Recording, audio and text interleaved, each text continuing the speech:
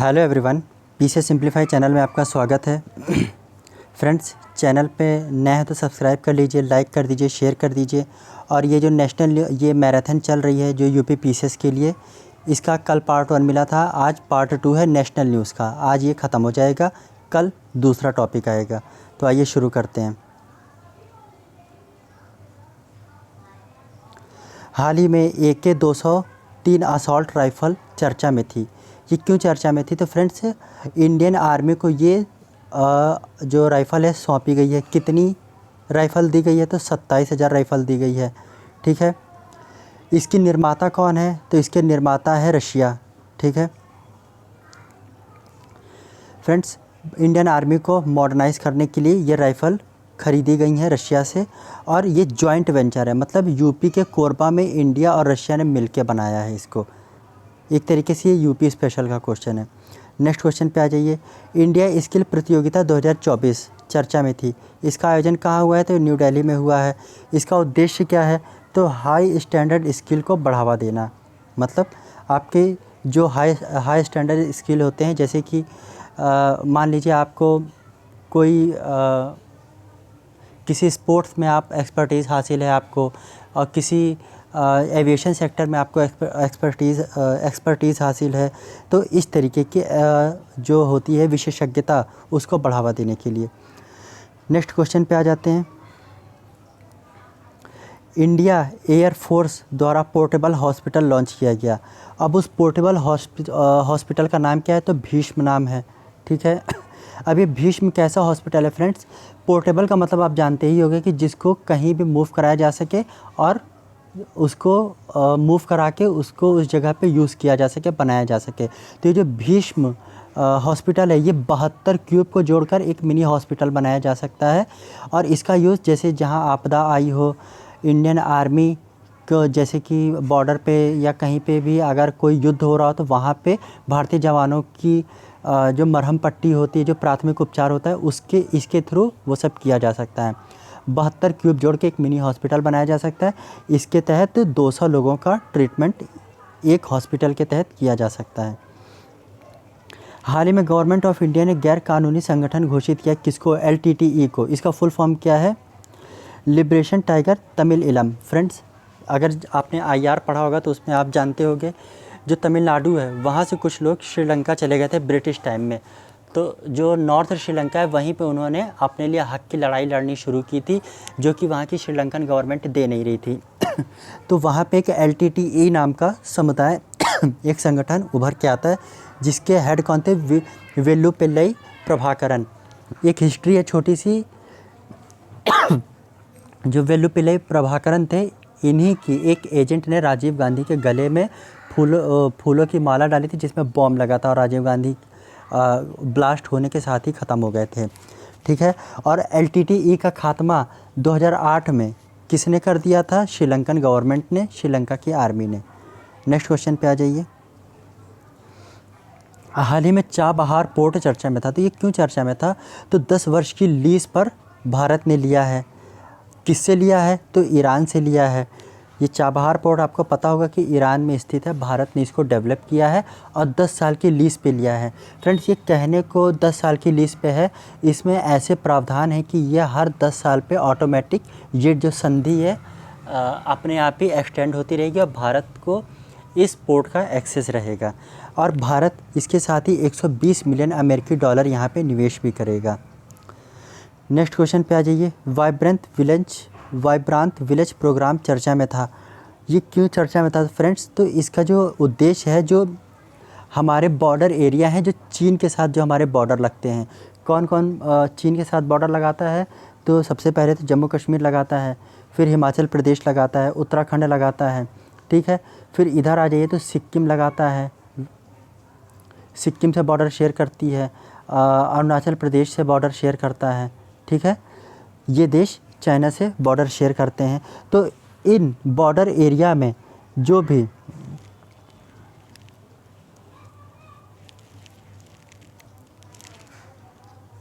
एक तरीके से यहाँ पे इंफ्रास्ट्रक्चर अच्छा करके बसावट का कार्य किया जा रहा है। मतलब लोग यहाँ बसेंगे तो इलीगल चाइनीज़ आर्मी भारत पे मतलब भारत की टेरिटरी में आ नहीं सकेगी। ठीक है, नेक्स्ट क्वेश्चन पे आ जाइए। ये इंपॉर्टेंट क्वेश्चन है, स्कूल ऑन व्हील्स ये पहल शुरू की है किसने? मणिपुर ने, school on wheels. Next question Bharat में 100 बिलियन रेमिटेंस आया, 100 बिलियन रेमिटेंस कहाँ पे आया है? तो भारत में आया। जैसे कि आपको पता है कि भारत विश्व में नंबर 1 देश है रेमिटेंस पाने में। रेमिटेंस क्या होता है? यहाँ के लोग किसी दूसरे देश में जाते हैं, वहाँ पे पैसा कमाते हैं और वो पैसा डॉलर में कन्वर्ट करके इंडिया भेजते हैं। ठीक है, मतलब जैसे यूएई गए थे, यूएई की करेंसी है दिरहम, वहाँ पे उन्होंने दिरहम कमाया, दिरहम को वहाँ पे उन्होंने ले जाके बैंक में एक्सचेंज किया। अब भारत जब वो भेजेंगे तो वो डॉलर भेजेंगे, डॉलर आरबीआई जमा कर लेगा अपने पास, और जितने रुपए डॉलर के बदले बनेंगे वो भारतीय लोगों के खाते में ट्रांसफ़र हो जाएगा। ये होता है रेमिटेंस। नेक्स्ट क्वेश्चन पे आ जाइए। वेस्ट नाइल फीवर चर्चा में था, ये बीमारी कहाँ पे फैली है? तो ये केरल में फैली है। ऐसी बीमारियाँ केरल में ही आती हैं। नेक्स्ट क्वेश्चन पे आ जाइए।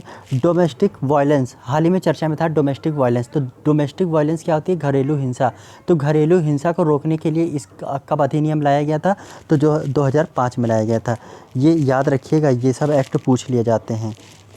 आपने देखा होगा कि ऐड आता था, घर में काफ़ी हिंसा हो रही है तो बोमन ईरानी आते हैं और दरवाजे को नॉक करते हैं और चले जाते हैं। फिर उसके बाद जो अंदर से आदमी निकलता है वो देखता है कोई है नहीं। इसका मतलब क्या था कि आप जाइए और जो घरेलू हिंसा है उसको रोकिए। नेक्स्ट क्वेश्चन पे आ जाइए।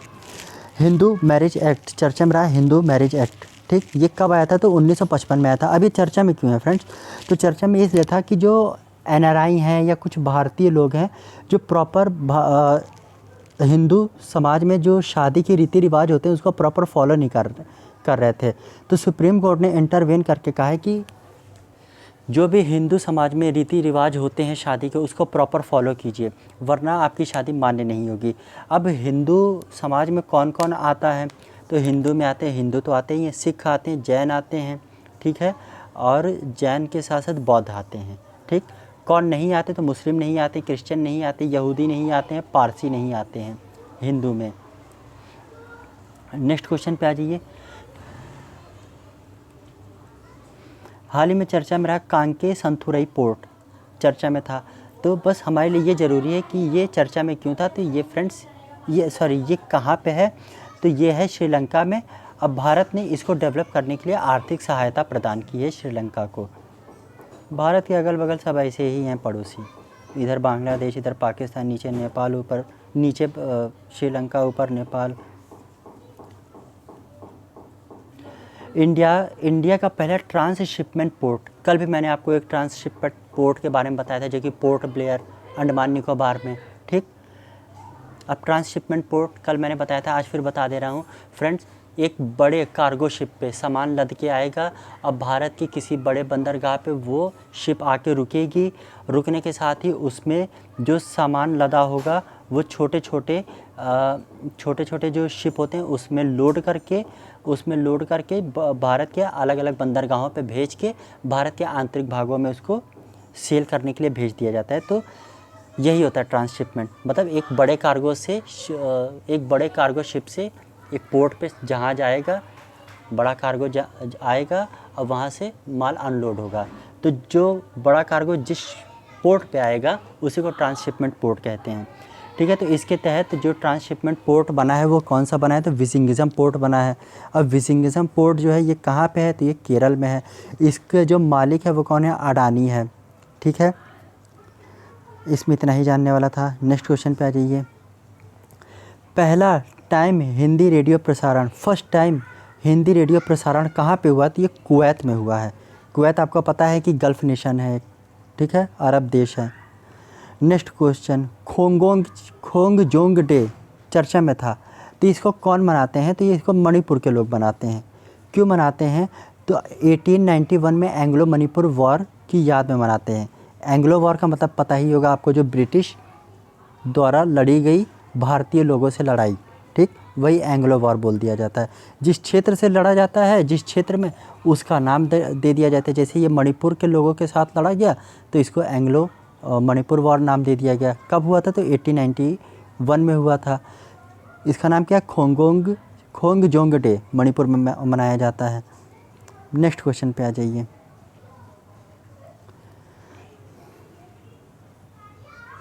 मिशन निश्चय हाल ही में चर्चा में रहा मिशन निश्चय। अब ये क्यों चर्चा में था? तो इसको लाने वाला कौन है? तो ये पंजाब सरकार है। अब ये मिशन निश्चय है क्या? तो मिशन निश्चय ये है कि जो नशीले दवाएं होती हैं, नशीली दवाएं, नशीले पदार्थ की आपूर्ति बहुत ज़्यादा होती है पंजाब में, जिसकी वजह से वहाँ का युवा ख़राब हो रहा है। ठीक है, तो उसी को रोकने के लिए, नशीली दवाओं और पदार्थों को रोकने के लिए मिशन निश्चय चलाया किसने? पंजाब गवर्नमेंट ने। नेक्स्ट क्वेश्चन पे आ जाइए। हाल ही में संसद में, जो संसद का पूरा जो वो है उसको क्या कहते हैं, कैंपस है, उसमें एक प्रेरणा परिसर का उद्घाटन हुआ है। प्रेरणा परिसर किसने किया है? तो वाइस प्रेसिडेंट, भारत के वाइस प्रेसिडेंट ने किया है। वाइस प्रेसिडेंट कौन है? तो वाइस प्रेसिडेंट जगदीप धनखड़ जी हैं। ठीक है, यहाँ पे राष्ट्रीय प्रतीकों और भारतीय जो स्वतंत्रता सेनानी हैं उनकी मूर्ति लगाई जाएगी। मूर्ति इसलिए लगाई जाएगी कि आप उनसे प्रेरणा लें कि उन्होंने भारत के लिए क्या नहीं किया, मतलब अपने जान को न्यौछावर कर दिया। भारत आज जो हम स्वतंत्र भारत में सांस ले पा रहे हैं, रह पा रहे हैं, अपनी पीसीएस की तैयारी कर पा रहे हैं, ये कहीं ना कहीं हमारे उन्हीं स्वतंत्रता सेनानियों की ही देन है। ठीक है, तो उन्हीं को याद करने के लिए। नेक्स्ट क्वेश्चन पे आ जाइए। ये बहुत इंपॉर्टेंट क्वेश्चन है। भारत का पहला एस्ट्रो टूरिज्म पहल कहाँ शुरू किया गया है? तो ये शुरू किया गया है उत्तराखंड गवर्नमेंट द्वारा, उत्तराखंड में। इसका नाम क्या रखा गया? तो नक्षत्र सभा रखा गया है। नेक्स्ट क्वेश्चन पे आ जाइए। मासिक धर्म अवकाश नीति प्रारंभ करने वाला पहला हाईकोर्ट कौन है? सिक्किम है। अब ये जो मासिक धर्म है ये आपको पता होगा, एलिब्रेट करने की बिल्कुल भी ज़रूरत नहीं है, आप सबको मालूम होगा। ठीक है, तो इसको किसने पारित करने का आदेश दिया? तो सिक्किम ने दिया है। अब जो सिक्किम हाई कोर्ट है, जो हमारा नॉर्थ ईस्ट है, ठीक है नॉर्थ ईस्ट में कितने 7 सिस्टर मानी जाती हैं? 7 सिस्टर मतलब 7 राज्यों को 7 सिस्टर कहा जाता है नॉर्थ को। तो उनका एक कॉमन हाई कोर्ट है। कौन सा हाई कोर्ट है? तो वो गुवाहाटी हाई कोर्ट है। ठीक है, नेक्स्ट क्वेश्चन पे आ जाइए। भारत का पहला multi modal logistic park, Bharat का पहला, फ्रेंड्स एक छोटा सा करेक्शन कर लीजिए, 7 सिस्टर में सिक्किम को ऐड नहीं किया जाता है। जो सिक्किम राज्य है अपना, ये 7 सिस्टर्स में नहीं आता है। ठीक है, 7 सिस्टर में अरुणाचल प्रदेश, असम, मेघालय, मणिपुर, त्रिपुरा, ये सब राज्य आते हैं। ये सिक्किम नहीं आता है, नो। ठीक है, नेक्स्ट क्वेश्चन पे आ जाइए। भारत का पहला मल्टी मॉडल लॉजिस्टिक पार्क कहाँ पे बनाया जाएगा? तो चेन्नई में बनाया जाएगा। कौन बनाएगा? तो RIL बनाएगा। RIL कौन थे? रिलायंस इंडस्ट्रीज़। नेक्स्ट क्वेश्चन पे आ जाइए। हाँ, ये इंपॉर्टेंट क्वेश्चन है। जो हाल ही में भारत में लोकसभा इलेक्शन हुए, ये कौन से नंबर का इलेक्शन था? तो ये 18वें नंबर का इलेक्शन था। ठीक है, इस बार जो सबसे ज़्यादा वोटिंग हुई है यूटी में देखें, यानी यूनियन टेरिटरी संघ शासित प्रदेशों में, तो लक्षद्वीप में हुई है सबसे ज़्यादा। कितनी? 84%। फिर उसके बाद अगर सेकंड नंबर पे देखें तो वो है असम अपना 81%।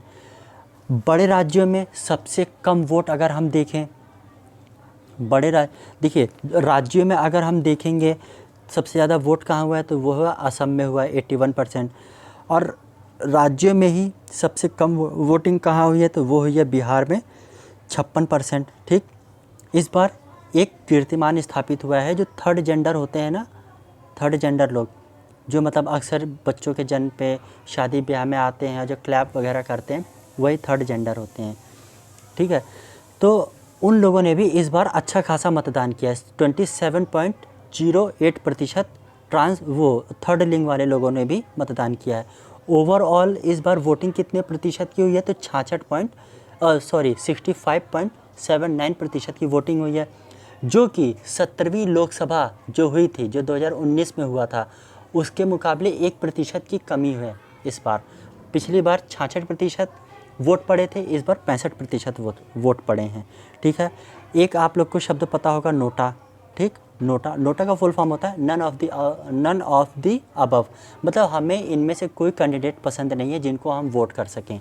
ठीक है, नोटा कब आया था? 2013 में आया था। और इस बार नोटा का सर्वाधिक यूज़ कहाँ पे हुआ है? तो वो हुआ है आपका इंदौर में। ठीक है, इंदौर में हुआ है।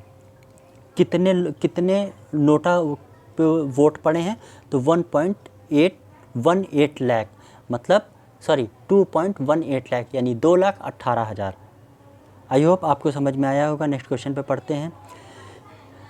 बायोफार्मास्यूटिकल अलायंस चर्चा में था ठीक है, ये क्यों चर्चा में था? तो भारत इसका सदस्य बन गया है। ठीक है, भारत इसका सदस्य बन गया है। टोटल इसमें कितने देश हैं? तो इंडिया है, साउथ कोरिया है, यूएसए है, जापान है और यूरोपीय यूनियन है।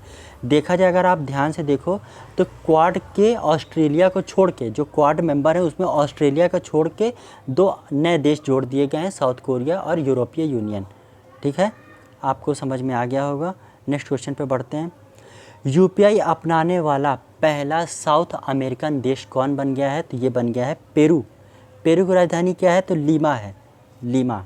ठीक, अब जो यूपीआई जो होता है ना, ये यूपीआई किसके अंडर में आता है? तो यूपीआई आता है एनपीसीआई के अंडर में।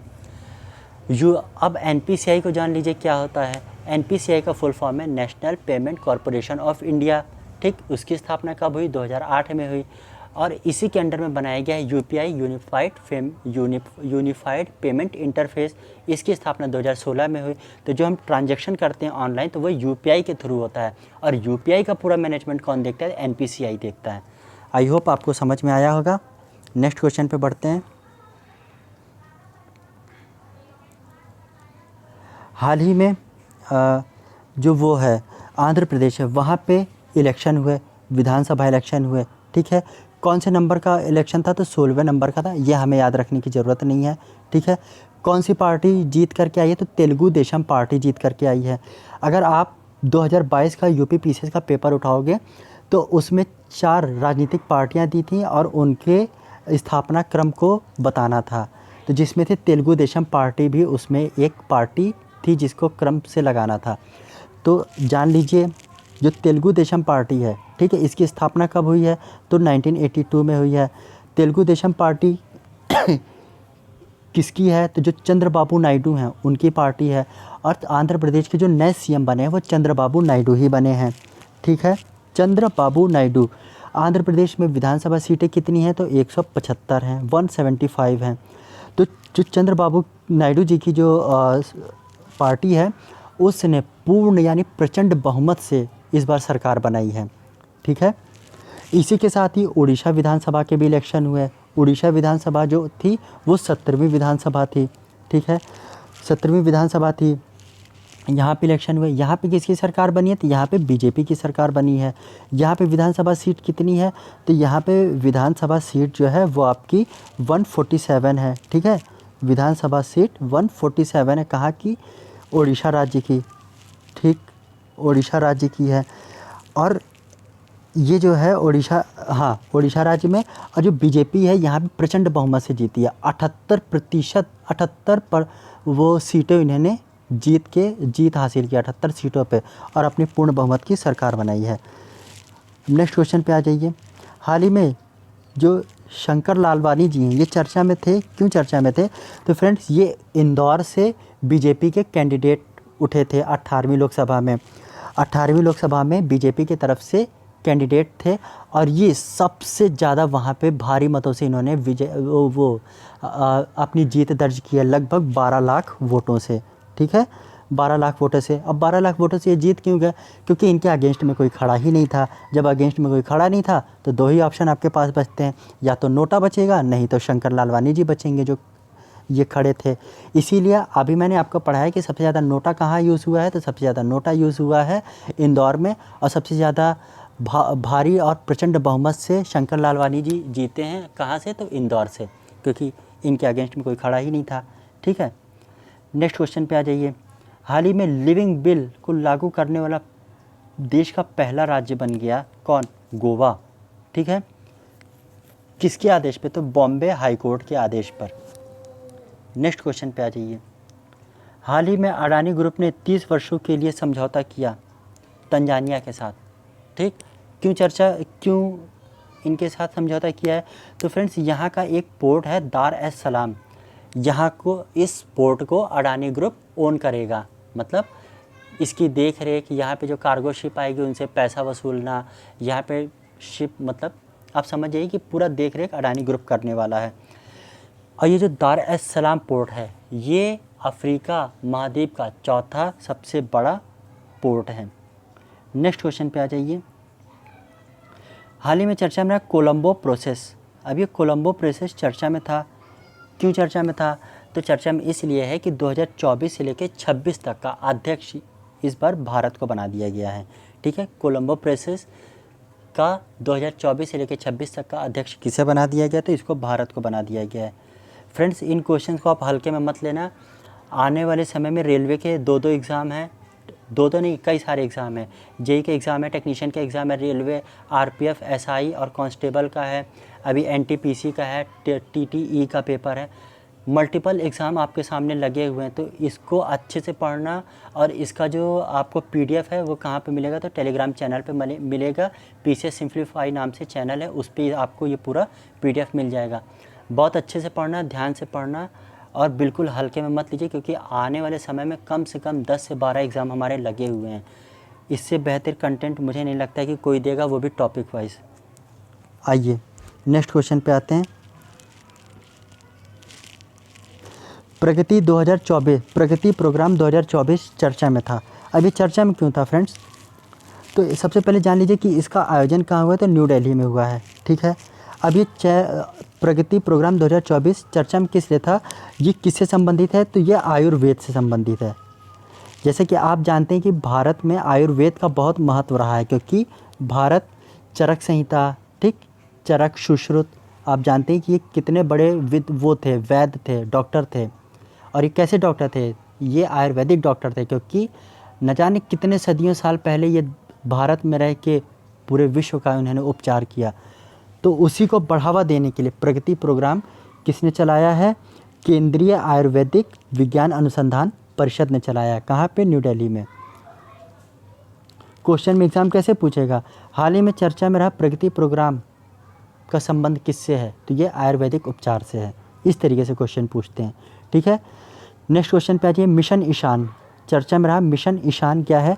तो फ्रेंड्स, मिशन ईशान जो होता है, ईशान का मतलब क्या होता है? ये हमारी जो 4 दिशाएं होती हैं, 4 दिशाएं में ये नॉर्थ होता है, ठीक है, नॉर्थ, ये होता है साउथ, ये होता है ईस्ट, ये होता है वेस्ट। तो जो ये वाला जो हिस्सा होता है ना, ये होता है आपका ईशान कहलाता है, ईशान।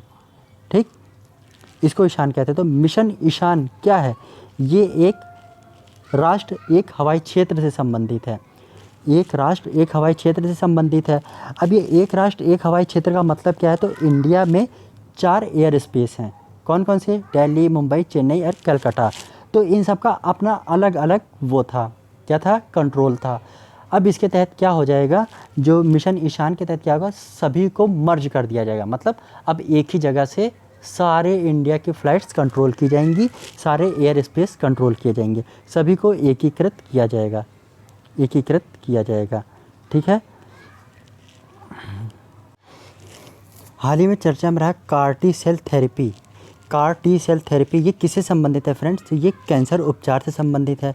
ठीक है, इसका ये हाल ही में कहाँ पे स्टार्ट किया गया है? तो ये स्टार्ट किया गया बॉम्बे, आईआईटी बॉम्बे में। ठीक है, आईआईटी बॉम्बे में शुरुआत की गई है इसकी। किसने किया है इनॉग्रेट? तो राष्ट्रपति द्रौपदी मुर्मू जी ने किया है। ठीक है, नेक्स्ट क्वेश्चन पे आ जाइए। Tri service common defence station, जैसे कि आपने पेंटागन देखा है, अमेरिका का रक्षा बिल्डिंग, ठीक है, वहाँ पे तीनों कमान, एयर नेवी एंड आर्मी, तीनों एक ही जगह बैठ के काम करते हैं। तो ठीक उसी के तर्ज पे मुंबई में tri service common defence station स्थापित किया जाएगा। भारत की तीनों सेनाएं भी वहीं पे अपनी एक ही बिल्डिंग में बैठ के काम कर सकेंगी। कहाँ पे? तो मुंबई से। नेक्स्ट क्वेश्चन पे आ जाइए। 2023-24 में भारत ने टोटल डिफेंस एक्सपोर्ट कितना किया है? भारत का उद्देश्य है $5 बिलियन का डिफेंस एक्सपोर्ट करना। तो 23-24 में हमने कितना डिफेंस एक्सपोर्ट किया है? तो लगभग 2.63 बिलियन यूएस डॉलर का एक्सपोर्ट किया है। हालांकि अभी हम आधा ही पहुंचे हैं, लेकिन पहुंच जाएंगे। 2023 के डेटा के हिसाब से हम आधा ही पहुंचे हैं, भारत आधा ही पहुंचा है। ठीक है, अगर रुपए में देखेंगे तो 21,083 करोड़ रुपए का भारत ने डिफेंस एक्सपोर्ट किया है। नेक्स्ट क्वेश्चन पे आ जाइए। ऑपरेशन संकल्प, तो फ्रेंड्स ऑपरेशन संकल्प पहले आप समझ लीजिए, इसको शुरू किया गया था 2019 में, ठीक है, 2019 में शुरू किया गया था इसका फर्स्ट फेज़। इसका उद्देश्य क्या था, जो फ़ारस की खाड़ी और ओमान की खाड़ी थी उसको सुरक्षा प्रदान करना, किससे, सोमालियन पायरेट्स और जो चोरी वगैरह हो जाती है, कौन सुरक्षा प्रदान करता है, इंडियन आर्मी, ठीक है। फिर ये पहला फेज़ था। अब हाल ही में दिसंबर 2023 में इसका सेकंड फेज़ शुरू हुआ, ठीक है, दिसंबर 2023 में इसका सेकंड फेज़ शुरू हुआ। सेकंड फेज़ के तहत इन्होंने इंडियन नेवी ने जो संकल्प लिया है, अब इन्होंने संकल्प लिया कि अब हम पूरे इंडियन ओशियन को सुरक्षा प्रदान करेंगे, ठीक है। तो यही चीज़ है, यही इसमें पूरी बात यही लिखी हुई है।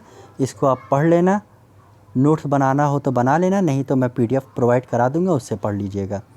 नेक्स्ट क्वेश्चन पे आ जाइए। चर्चा में रहा मेकेदातु प्रोजेक्ट। मेकेदातु प्रोजेक्ट, तो फ्रेंड्स ये प्रोजेक्ट है क्या, तो ये हाइड्रो प्रोजेक्ट है। हाइड्रो प्रोजेक्ट क्या होता है, जो डैम होते हैं ना उसी को हाइड्रो प्रोजेक्ट कहते हैं। कहाँ पे लोकेटेड है, तो ये कावेरी नदी पे लोकेटेड है। अब कावेरी नदी जो है उसको दक्षिण भारत की गंगा बोला जाता है, ठीक है।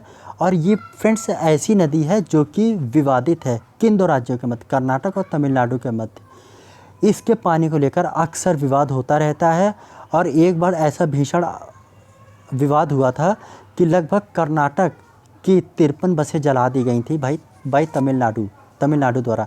पता नहीं कर्नाटक की जलाई गई थी कि तमिलनाडु की, लेकिन बहुत ही ज़्यादा वायलेंस हो गया था इसके पानी को लेकर के, तो इसको आप याद रखना।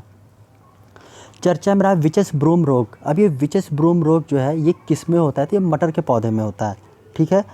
विचस ब्रूम रोग की खोज किसने की, तो चौधरी चरण सिंह यूनिवर्सिटी हरियाणा ने की है, ठीक है। अब ये चौधरी चरण सिंह यूनिवर्सिटी जो हरियाणा है, आप ये चौधरी चरण सिंह जी के नाम से भी आप समझ सकते हो कि इनको क्या कहा जाता था, किसान नेता कहा जाता था, ठीक है। और जो इनकी समाधि है उसको क्या कहते हैं, किसान घाट कहते हैं। ये एडिशनल फैक्ट है, इसको आप नोट डाउन कर लीजिएगा। ये क्वेश्चन बहुत इंपॉर्टेंट। ऑपरेशन इंद्रावती चर्चा में था, क्यों चर्चा में था, तो जो हैती है, हैती देश जो है वहाँ पे सिविल वॉर हो गया, तो भारत की जो सरकार है अपने नागरिकों को वहाँ से सुरक्षित अपने देश भारत लाने के लिए ऑपरेशन इंद्रावती भारत सरकार ने चलाया। ये कहाँ पे, तो ये कैरेबियन देश है। आपने ये नॉर्थ अमेरिका देखा और ये दक्षिणी अमेरिका देखा, तो यहाँ पे जो देश है ना इन्हीं को कैरेबियाई देश कहते हैं, ठीक है। वहीं पे है ये हैती।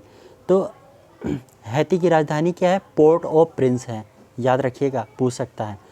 और अब थोड़े इम्पॉर्टेंट ऑपरेशंस के बारे में हम जान लेते हैं जो हाल के वर्षों में भारत सरकार द्वारा चलाए गए। तो सबसे पहले ऑपरेशन गंगा चलाया था भारत सरकार ने। किस लिए चलाया था, तो जब रशिया द्वारा यूक्रेन पे हमला किया गया तो भारतीय नागरिकों और बच्चों को वहाँ से सुरक्षित भारत लाने के लिए भारत सरकार द्वारा ऑपरेशन गंगा चलाया गया। चर्चा में रहा ऑपरेशन कावेरी। सूडान देश जो कि अफ्रीका महाद्वीप का एकदम बीचों बीच में स्थित एक देश है, वहाँ पे कुछ अराजकता फैल गई, तो वहाँ से भारतीयों को सुरक्षित निकालने के लिए भारत सरकार ने ऑपरेशन कावेरी चलाया। ऑपरेशन देवी शक्ति कहाँ चलाया, अफ़गानिस्तान में, जब वहाँ की अमेरिकन आर्मी अफ़गानिस्तान को छोड़कर चली गई और तालिबान का शासन आ गया, तो तालिबान से बात करके भारत सरकार ने ऑपरेशन देवी शक्ति के तहत अपने नागरिकों को सुरक्षित वहाँ से निकाला। और ये तो आप सबको पता होगा, वंदे भारत। ये क्या है, तो कोरोना काल में जिन भी देशों में जहाँ भारतीय थे उनको सुरक्षित लाने के लिए इंडियन नेवी ने इसको चलाया था। ये इंपॉर्टेंट फैक्ट है, इसको ज़रूर याद रखिएगा। किसने चलाया था, तो इंडियन नेवी ने चलाया था, ठीक है। आई होप आपको समझ में आया होगा। नेक्स्ट क्वेश्चन पे बढ़ते हैं। मिशन 414 चर्चा में था। अभी चर्चा में क्यों था, तो इसको चलाया किसने, तो इलेक्शन कमीशन ऑफ इंडिया ने चलाया, ठीक है। कहाँ पे चलाया, तो हिमाचल प्रदेश के लिए चलाया। क्यों चलाया गया था, तो हिमाचल प्रदेश में जो वोटिंग है उसको बढ़ाने के लिए इलेक्शन कमीशन ऑफ इंडिया द्वारा चलाया गया था, ठीक है। हिमाचल प्रदेश में चलाया गया था मिशन 414। नेक्स्ट क्वेश्चन पे आ जाते हैं। चर्चा में रहा पारादीप पोर्ट क्यों चर्चा में रहा, तो इसने एक साल में 145.3 मिलियन टन कार्गो संभाला 2023-24 में। और ये कहाँ पे है, तो ये है ओडिशा में। नेक्स्ट क्वेश्चन पे आ जाइए। हाँ, ये 18वीं लोकसभा चुनाव की घोषणा हुई थी, ठीक है। एक फैक्ट और याद रख लीजिएगा, लोकसभा चुनाव के बारे में कि ये इस बार 7 चरणों में हुआ है। उत्तर प्रदेश जो पैरामेडिकल एग्ज़ाम हुआ है, नर्स वाला, पैरामेडिकल नहीं नर्स वाला जो एग्ज़ाम हुआ है, उसमें पूछा था कि उत्तर प्रदेश ये जो लोकसभा चुनाव हुए कितने चरणों में हुआ है, तो ये 7 चरणों में हुआ है। कब ये चुनाव ख़त्म हुए, तो 1 जून को ख़त्म हुआ। ठीक, प्राइम मिनिस्टर हाँ, मोदी जी ने शपथ ग्रहण कब किया, तो 9 जून को किया है। और इलेक्शन रिज़ल्ट कब घोषित हुए, तो वो 4 जून को हुए। ठीक, इतनी बातें ज़रूर याद रखिएगा। ये छोटे छोटे फैक्ट हैं जो पूछ लेते हैं वनडे एग्ज़ाम में, तो आना ही आना है इनको। ठीक है, तो अभी यहाँ पे चर्चा में 18वीं लोकसभा चुनाव है। इसका कार्यकाल 5 वर्ष का होता है। ये किस आर्टिकल में दिया है, तो आर्टिकल 83 क्लॉज 2 में दिया हुआ है। ठीक है, नेक्स्ट क्वेश्चन पे आते हैं। इंडिया स्टैंडर्ड टाइम के प्रसार के लिए राष्ट्रीय समय प्रोटोकॉल का इनॉग्रेशन किसने किया है, पीयूष गोयल ने किया है। कहाँ से किया है, तो मुंबई से किया है। ठीक है, इसका उद्देश्य क्या है, साइबर सिक्योरिटी और परिवहन प्रणाली को सटीक जानकारी देना।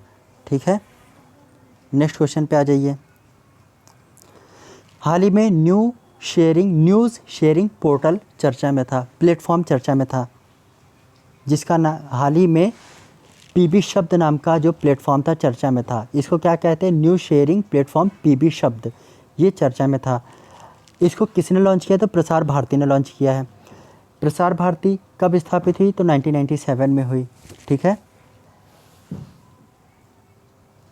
नेक्स्ट क्वेश्चन पे आ जाइए।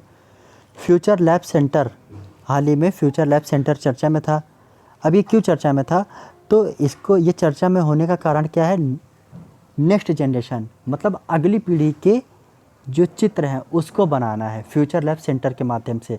इसको कहाँ पे स्थापित किया गया है, तो इसको स्थापित किया गया है केरल की राजधानी तिरुवनंतपुरम में। ठीक है, नेक्स्ट क्वेश्चन पे आ जाइए। Important question, very very important question. चर्चा में रहा सिटीजनशिप अमेंडमेंट एक्ट 2019। ठीक है, अब ये जो नागरिकता संशोधन अधिनियम 2019 है, ये चर्चा में रहा।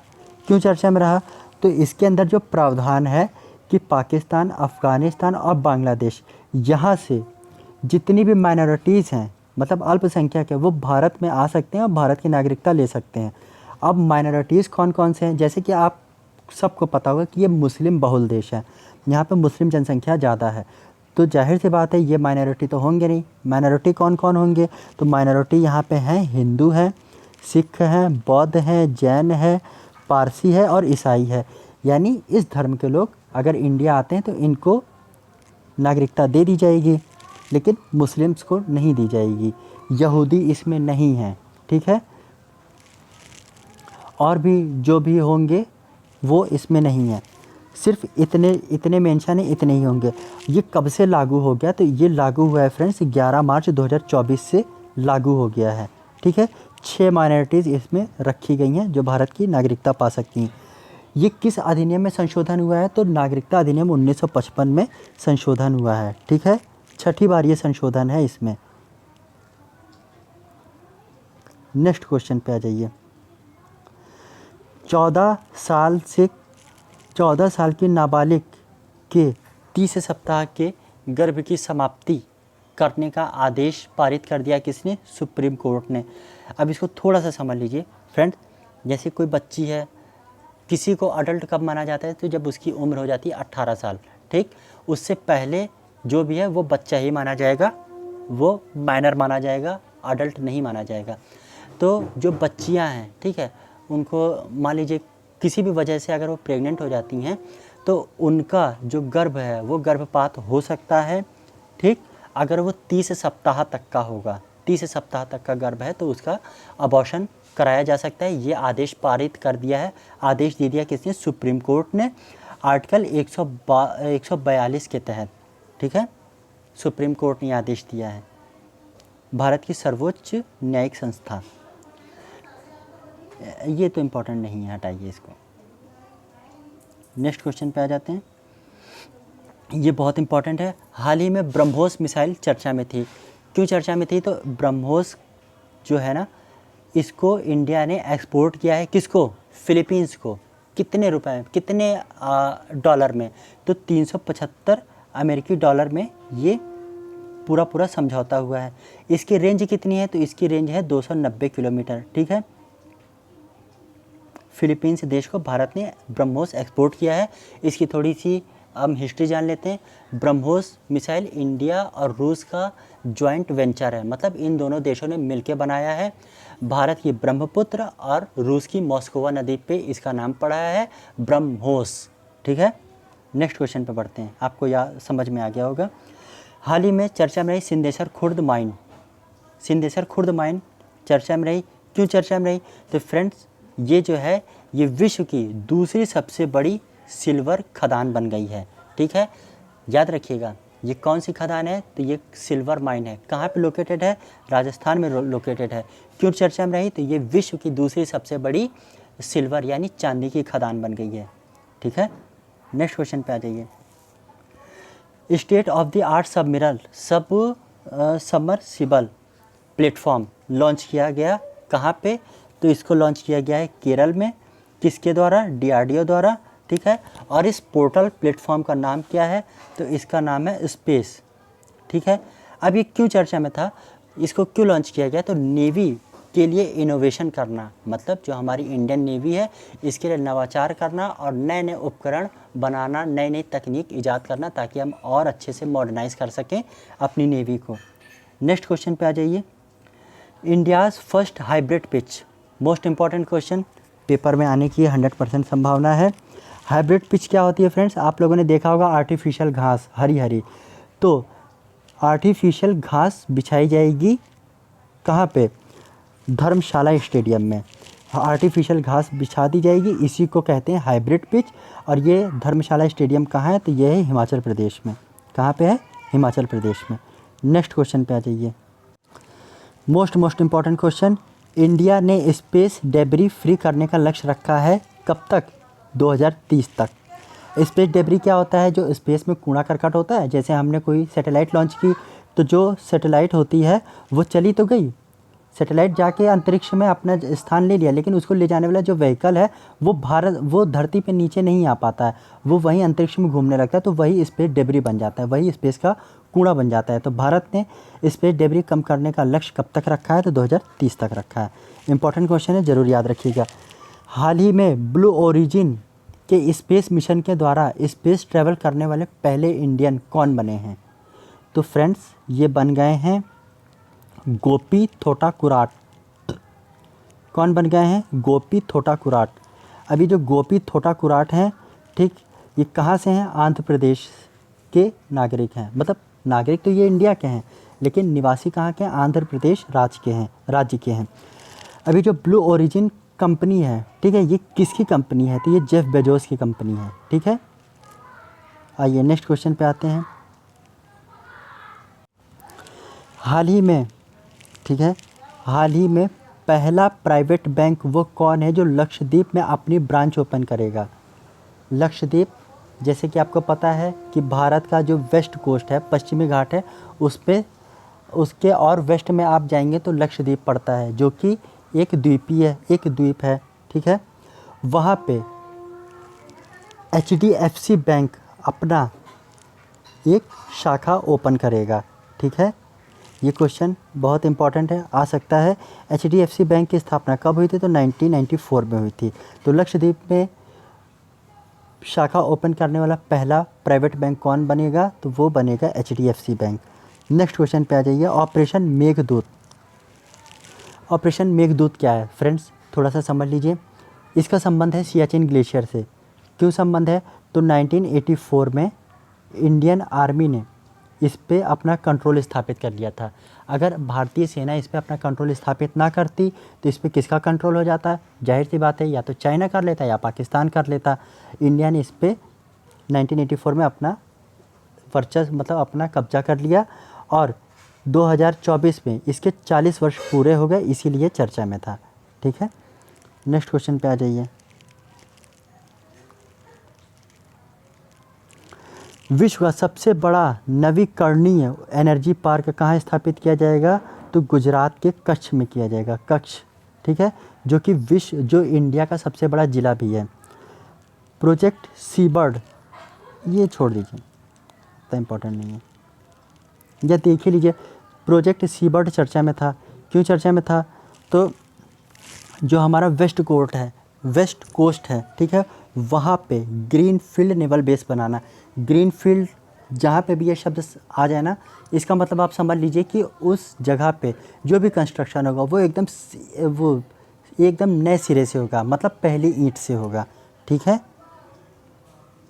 आइए नेक्स्ट क्वेश्चन पे आते हैं। क्लाइमेट चेंज के खिलाफ अधिकार को फंडामेंटल राइट माना सुप्रीम कोर्ट ने, किसके तहत?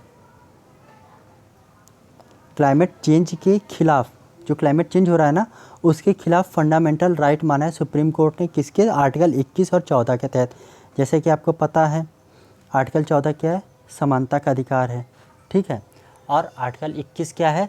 राइट टू प्राइवेसी है, ठीक है। तो हमारा जो हेल्थ है, स्वास्थ्य है, वो भी फंडामेंटल राइट में आता है। तो क्लाइमेट चेंज की वजह से हमारी हेल्थ बिगड़ती है, तो ये हमारा फंडामेंटल राइट है कि हम उसके मतलब हमें स्वच्छ वायु, स्वच्छ वातावरण चाहिए, तो हम सुप्रीम कोर्ट जा सकते हैं आर्टिकल 32 के तहत। तो सुप्रीम कोर्ट ने खुद ही संज्ञान लेते हुए क्लाइमेट चेंज को फंडामेंटल राइट के विरुद्ध मान लिया।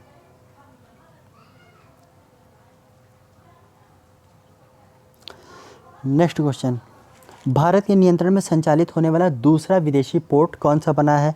तो सितवे पोर्ट बना है। सितवे पोर्ट कहाँ है? तो म्यांमार में स्थित है, ठीक है।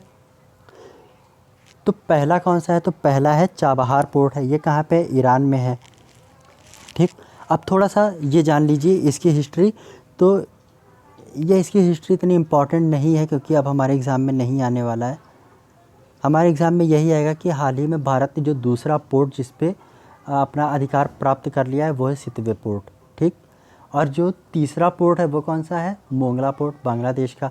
इसका एक टर्मिनल इंडिया विकसित करेगा और उसको संचालित करेगा। आइए, हाल ही में चर्चा में रहा कॉपीराइट एक्ट, ठीक। अब ये चर्चा में क्यों था वो हमारे लिए इम्पॉर्टेंट नहीं है, क्योंकि ये इतना इम्पॉर्टेंट नहीं है। हमारे लिए इम्पॉर्टेंट अब हो गया है कि कॉपीराइट एक्ट कब आया था? तो ये 1957 में आया था, 1957 में, ठीक है। और ये चर्चा में क्यों था? तो जो एनसीईआरटी है ना, एनसीईआरटी ने अपनी शैक्षिक सामग्री को उल्लंघन मामले पर चेतावनी जारी की है, किसके तहत? कॉपीराइट एक्ट 1957 के तहत।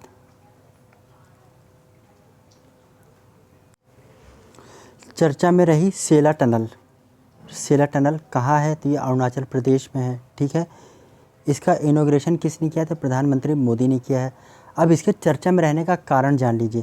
तो फ्रेंड्स, ये जो सेला टनल है ना, ये अरुणाचल प्रदेश में बना है, और अरुणाचल प्रदेश की जो सीमा किसके साथ साझा होती है? चाइना के साथ होती है। तो ये रणनीतिक रूप से बहुत महत्वपूर्ण टनल हो जाती है भारत की, ठीक है। और ये ऑल वेदर कनेक्टिविटी प्रदान करेगा अरुणाचल को असम से, ठीक है। मतलब अरुणाचल में ही, मतलब जो एरिया कट जाता है ठंड के दिनों में, बरसात के दिनों में, तो इसको इस टनल के माध्यम से अब वो मार्ग अवरुद्ध नहीं होगा, कटेगा नहीं। इसीलिए ये बहुत इम्पॉर्टेंट है। ये इसका कंस्ट्रक्शन किसने किया है? तो बीआरओ ने किया है, ठीक है। इसका कंस्ट्रक्शन बीआरओ ने किया है। लगभग ये समुद्र तल से 13,000 फीट की ऊंचाई पर बनाया गया है। इसमें ऑस्ट्रेलिया की टनलिंग विधि का यूज़ किया गया है, ठीक है। इस टनल की टोटल लंबाई कितनी है? तो 11.84 है, 84 किलोमीटर। मतलब ये एक रोड बनी हुई है, इस पे यहाँ एक टनल बनी होगी और दूसरी टनल ऐसे बनी होगी। ये है इसका मतलब। दो टनल इसके तहत बनाई गई है, एक 980 मीटर, दूसरा 1555 मीटर, ठीक है। और टोटल पूरी लंबाई कितनी है? 11.84 मीटर, 84 किलोमीटर। आइए नेक्स्ट क्वेश्चन पे आ जाते हैं। हाल ही में चर्चा में रहा इंडिया एआई मिशन। जो इंडिया एआई मिशन है, इसको किसने लॉन्च किया है? गवर्नमेंट ऑफ इंडिया ने लॉन्च किया है, ठीक है। इसका उद्देश्य क्या है? तो उद्देश्य क्या है? भारत का एआई सिस्टम को, एआई इकोसिस्टम को बढ़ावा देना, मतलब भारत में एआई को बढ़ावा देना। भारत एआई मिशन कब लॉन्च किया था? 2021 में लॉन्च किया था, ठीक। नेक्स्ट क्वेश्चन पे आ जाइए। भारत का पहला स्टेनलेस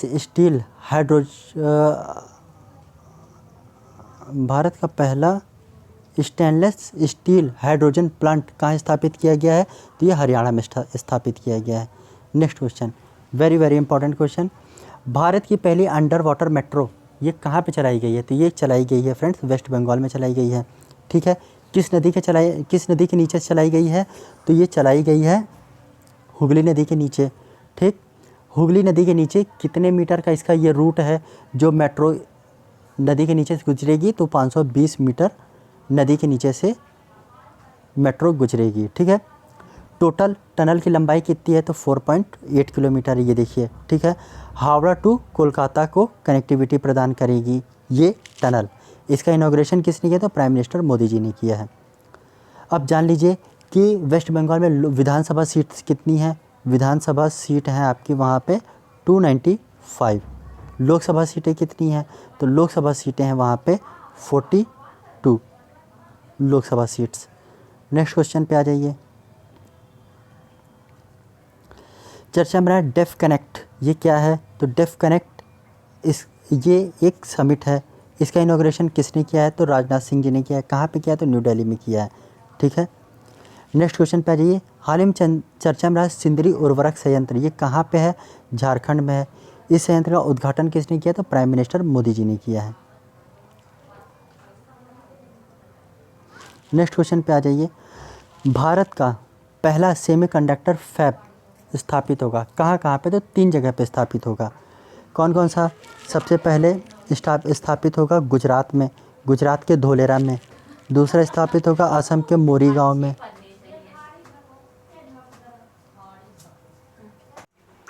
इसके तहत फ्रेंड्स 3 प्लांट ओपन किए जाएंगे। कहाँ कहाँ पे, तो एक गुजरात के धोलेरा में ओपन किया जाएगा। ठीक है, गुजरात के धोलेरा में ओपन होगा। और दूसरा भी गुजरात में ही ओपन होगा, गुजरात के साड़ंद में ओपन होगा। और तीसरा कहाँ ओपन होगा, असम के मोरीगांव में। ठीक है। इसके लिए भारत सरकार ने टोटल 1,26,000 करोड़ रुपए मंजूर किए हैं। ठीक है। नेक्स्ट क्वेश्चन पे आ जाइए।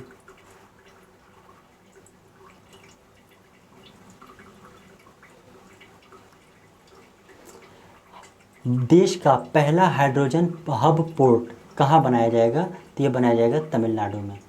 नेक्स्ट क्वेश्चन पे, मेरा पहला वोट देश के लिए अभियान किसने चलाया है, तो ये चलाया है इलेक्शन कमीशन ऑफ इंडिया ने।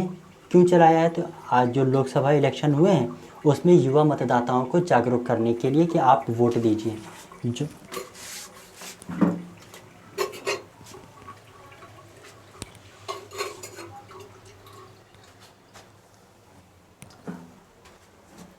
नेक्स्ट क्वेश्चन पे आ जाइए फ्रेंड्स। सिक्किम का पहला रेलवे स्टेशन कौन सा होगा, रांगपो होगा। पता है आपको, सिक्किम में अभी तक की कोई भी रेलवे लाइन नहीं गुजरी है। ठीक है। तो सिक्किम का पहला रेलवे स्टेशन कौन सा होगा, रांगपो होगा। जिसका फाउंडेशन स्टोन किसने रख दिया है, तो प्राइम मिनिस्टर मोदी जी ने रख दिया है। हाल ही में चर्चा में था शाहपुर कांडी डैम, ये किस पे बना हुआ है फ्रेंड्स, ये रावी नदी पे बना हुआ है। रावी नदी कहाँ है, तो ये पंजाब के पठानकोट से गुजरती है। इसी पर रंजीत सागर डैम है। इम्पॉर्टेंट क्वेश्चन, भारत का लार्जेस्ट केबल ब्रिज हाल ही में चर्चा में था, तो ये कौन है, तो ये सुदर्शन सेतु है इसका नाम। ठीक है। कहाँ पे है, गुजरात के द्वारका में है। लंबाई कितनी है, 2.32 किलोमीटर है। इसका इनॉग्रेशन किसने किया है, तो प्राइम मिनिस्टर मोदी जी ने इसका इनॉग्रेशन किया है। भारत का सबसे बड़ा remote pilot training organization, remote pilot training organization मतलब ड्रोन उड़ाने की स्किल सिखाई जाएगी यहाँ पे। कहाँ पे, तो आईआईटी गुवाहाटी में, आईआईटी गुवाहाटी में। ठीक है। नेक्स्ट क्वेश्चन पे बढ़ते हैं। भारत का पहला गति शक्ति अनुसंधान पीठ कहाँ पे स्थापित किया जाएगा, तो ये स्थापित किया जाएगा आईआईएम शिलोंग में। आईआईएम शिलोंग में इसको स्थापित किया जाएगा। नेक्स्ट क्वेश्चन पे आ जाइए। चर्चा में रहा Lara super thermal power station, ये कहाँ पे है, तो ये फ्रेंड्स इसकी स्थापना हुई है छत्तीसगढ़ में। ठीक है। Lara super thermal power station की स्थापना छत्तीसगढ़ में हुई है। किसने स्थापना किया, इसका एनटीपीसी ने किया है। इसका इनॉग्रेशन किसने किया है, मतलब उद्घाटन प्राइम मिनिस्टर मोदी जी ने किया है। ठीक है। नेक्स्ट क्वेश्चन पे बढ़ते हैं। भारत का सबसे बड़ा ग्रीन हाइड्रोजन उत्पादन केंद्र कहाँ पे खोला जाएगा, कहाँ पे स्थापित किया जाएगा, तो ये इसको स्थापित किया जाएगा आंध्र प्रदेश के विशाखापट्टनम में। ठीक है। कौन स्थापित करेगा, तो एनटीपीसी ग्रीन एनर्जी लिमिटेड स्थापित करेगी। नेक्स्ट क्वेश्चन पे आ जाइए। भारतीयों हेतु 5 साल के लिए मल्टीपल वीज़ा एंट्री की घोषणा की है किसने? यूएई ने। 5 साल की multiple visa entry. Next question पे आ जाइए। भारत का पहला स्किल इंडिया सेंटर कहाँ खोला जाएगा? तो ये खोला जाएगा उड़ीसा के संबलपुर में। अब ये स्किल इंडिया सेंटर खोला जाएगा तो आपको इससे याद आ जाना चाहिए, भारत सरकार ने एक भारतीय कौशल विकास योजना लाई थी, ठीक है। स्किल इंडिया मिशन लेकर आई थी। कब लेके आई थी? तो 2015 में लाई थी। इसके तहत भारतीय युवाओं को स्किल्ड बनाना, स्किलफुल बनाना, ताकि वो रोजगार प्राप्त कर सकें। नेक्स्ट क्वेश्चन, जल जीवन मिशन के तहत हर घर नल से जल पहुंचाने वाला उत्तर पूर्वी राज्य कौन सा है? पहला उत्तर पूर्वी राज्य कौन बन गया? तो ये अरुणाचल प्रदेश बन गया है, ठीक है। ये योजना कब आई थी? तो 2019 में आई थी। इसका उद्देश्य क्या होता है? तो जो भी दूर दराज के क्षेत्र हैं, ठीक है, वहाँ पे पीने वाला जो पानी होता है उसको नल से पहुँचाना, इसीलिए इसका नाम है हर घर नल से जल। इसी के तहत 100% लक्ष्य पूरा करने वाला पहला उत्तर पूर्वी राज्य कौन बन गया है? तो वो बन गया अपना अरुणाचल प्रदेश, ठीक है, Arunachal Pradesh. Very very important question, विश्व का सबसे लंबा सबसे ऊंचा नदी रेल पुल कहाँ पे बनाया गया है? तो इसको बनाया गया जम्मू कश्मीर में बनाया गया है। किस नदी के ऊपर? तो चेनाब नदी के ऊपर, ठीक है। इसका उद्घाटन किसने किया? तो प्राइम मिनिस्टर मोदी जी ने किया है। इसकी ऊंचाई कितनी है? इसकी ऊंचाई है 359 मीटर, 359 मीटर। मतलब जो नदी है, नदी की सतह से इसकी ऊंचाई है 359 मीटर और इसकी लंबाई कितनी है? तो 1.3 किलोमीटर।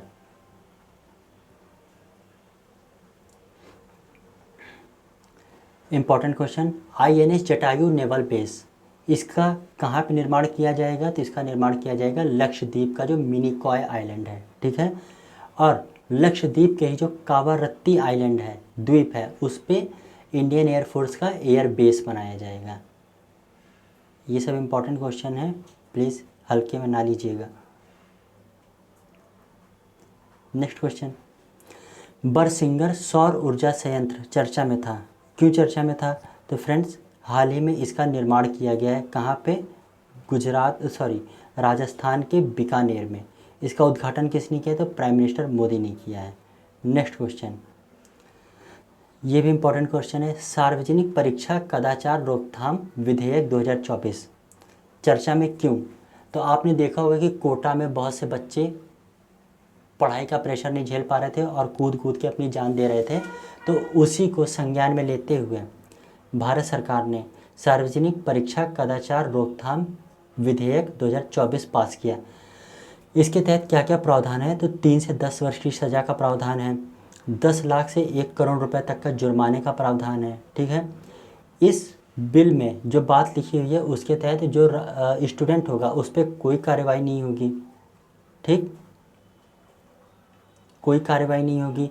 और जो पेपर लीक हो जाते हैं ना, पेपर लीक हो जाते हैं, उसमें नॉन बेल एबल वारंट गिरफ्तारी जारी हो जाएगा। मतलब गिरफ्तारी होगी तो उसमें आपको बेल नहीं मिल पाएगी।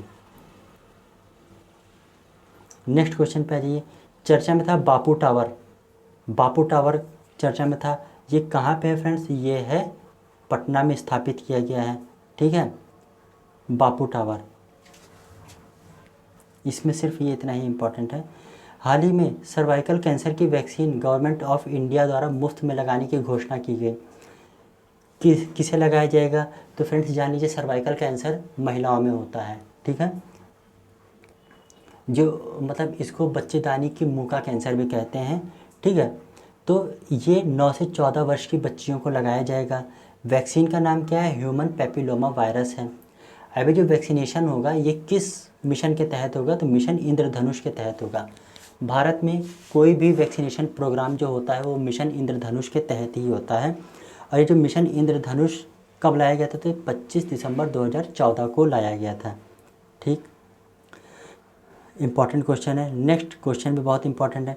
भारत म्यांमार सीमा पर बाड़बंदी करेगा। तो भारत और म्यांमार की सीमा कितने किलोमीटर लंबी है? तो 1643 किलोमीटर लंबी है, 1643 किलोमीटर लंबी है। कौन फेंसिंग करेगा? तो बीआरओ करेगा। बीआरओ की स्थापना 1960 में हुई थी। जल प्रदूषण रोकथाम और नियंत्रण बिल 2024 हाल ही में भारत सरकार ने संसद में पेश किया। ये बिल किसका स्थान लेगा? तो ये बिल लेगा स्थान जल प्रदूषण निवारण और नियंत्रण अधिनियम 1974 का। Next question, UCC bill uniform civil code bill पेश करने वाला भारत का पहला राज्य कौन बन गया है? तो उत्तराखंड राज्य बन गया है। ये यूके का मतलब यूनाइटेड किंगडम नहीं, उत्तराखंड। इंपॉर्टेंट क्वेश्चन, माँ कामाख्या मंदिर चर्चा में रही, क्यों? तो फ्रेंड्स, यहाँ से माँ कामाख्या एक्सेस कॉरिडोर की आधारशिला रखी है किसने? प्रधानमंत्री मोदी जी ने। अब ये कहाँ पे स्थित है? तो ये स्थित है असम के नीलांचल पहाड़ियों पर। ठीक, नेक्स्ट क्वेश्चन आ जाइए, देश का पहला डिजिटल नेशनल म्यूजियम कहाँ बनाया जाएगा? तो ये बनाया जाएगा तेलंगाना की राजधानी हैदराबाद में। नेक्स्ट क्वेश्चन पे आ जाइए, बजट 2024-25 जो अनाउंस हुआ है उसमें नए आर्थिक गलियारे बनाने की घोषणा की गई है। तो वो कितने गलियारे हैं जिनको बनाने की घोषणा की गई? तो वो 3 गलियारे हैं। ठीक, नेक्स्ट क्वेश्चन पे आ जाइए, पूर्वोत्तर का पहला प्राकृतिक हॉस्पिटल, पूर्वोत्तर राज्य का पहला प्राकृतिक हॉस्पिटल कहाँ पे खोला जाएगा? तो ये खोला जाएगा असम के डिब्रूगढ़ में। ये सब वन लाइनर फैक्ट हैं, इनको याद कर लीजिएगा।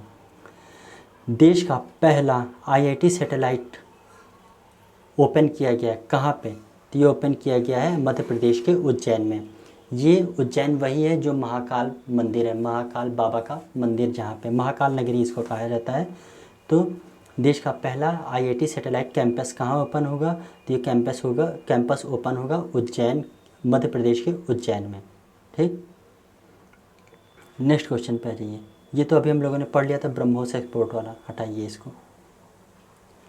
आर्टिफिशियल रीफ प्रोजेक्ट चर्चा में था, क्यों चर्चा में था? तो फ्रेंड्स, इसके तहत आर्टिफिशियल रीफ जो है ना वो केरल सरकार द्वारा अपने समुद्र तटों पे इंस्टॉल की जा रही है, आर्टिफिशियल रीफ, ताकि वहाँ पे ज़्यादा से ज़्यादा मछलियों का प्रवास हो सके और टूरिज्म बढ़ सके। भारत पर्व चर्चा में था, क्यों चर्चा में था? तो फ्रेंड्स, ये चर्चा में रहने का कारण ये है कि 26 जनवरी मतलब भारत पर्व जो है ना इसको मनाया गया, कब मनाया गया है? तो 26 जनवरी को मनाया गया है।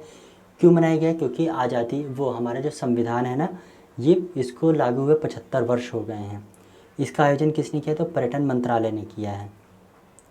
नेक्स्ट क्वेश्चन पे आ जाइए, Boeing India engineering centre technology centre कहाँ पे ओपन हुआ है? तो बेंगलोर में ओपन हुआ है। इनॉग्रेट किसने किया? प्रधानमंत्री मोदी जी ने किया है। भारत का पहला ग्राफीन केंद्र कहाँ पे स्थापित किया जाएगा? तो केरल के कोच्चि में स्थापित किया जाएगा। अभी जो ग्राफीन होता है इसका यूज़ क्या होता है? तो इसका यूज़ होता है इलेक्ट्रिक आइटम्स में। ठीक, नेक्स्ट क्वेश्चन पे आ जाइए, एक वाहन एक फास्टैग चर्चा में था, मतलब एक वाहन पे एक फास्टैग लगाया जाएगा। इसको किसने शुरू किया है? तो NHAI ने शुरू किया है। NHAI का फुल फॉर्म क्या है? National highway authority of India. स्थापना कब हुई थी? तो 1988 में हुई थी। 1988 में इसकी स्थापना की गई थी। ठीक है, फास्टैग काम किस पे करता है? तो फास्टैग फ्रेंड्स काम करता है रेडियो फ्रिक्वेंसी आइडेंटिफिकेशन पे, ये काम करता है। नेक्स्ट क्वेश्चन पे आ जाइए, भारत सरकार ने दुर्घटनाओं में होने वाली मौतों को 50% कम करने का लक्ष्य रखा है। कब तक? 2030 तक। मतलब भारत सरकार ने लक्ष्य 2030 तक ये रखा है कि जो सड़क दुर्घटनाओं में लोगों की मौत हो जाती है वो 50% अब कम होगी 2030 तक। नेक्स्ट क्वेश्चन पे आ जाइए, इम्पॉर्टेंट क्वेश्चन, भारत का सबसे लंबा समुद्री पुल कहाँ पे बनाया गया है? इसका नाम क्या है? तो इसका नाम है अटल सेतु। कहाँ पे बनाया गया है? तो फ्रेंड्स ये मुंबई में बनाया गया है। ठीक है, इसका इनाग्रेशन किसने किया? तो प्राइम मिनिस्टर मोदी जी ने किया है। इसकी लेंथ कितनी है, लंबाई कितनी है? तो 21.8 किलोमीटर इसकी लंबाई है। ठीक है, इसको बनाने में खर्चा कितना आया? तो इसको बनाने में खर्चा आया 17,840 करोड़ रुपए। अगर हम डॉलर में देखें तो 2.2 बिलियन अमेरिकी डॉलर का खर्चा आया है। ये तो सबसे लंबा समुद्री पुल हो गया। अब जान लेते हैं भारत का सबसे लंबा नदी पुल कौन सा है। तो भारत का सबसे लंबा नदी पुल है ढोला सदिया पुल। ठीक, इसका नाम बदल करके क्या कर दिया गया, भूपेन हजारिका ब्रिज। भूपेन हजारिका कौन थे, तो इनको 2019 में भारत का सर्वोच्च नागरिक सम्मान भारत रत्न दिया गया था, तो उन्हीं के नाम पे इसका नाम रख दिया गया है।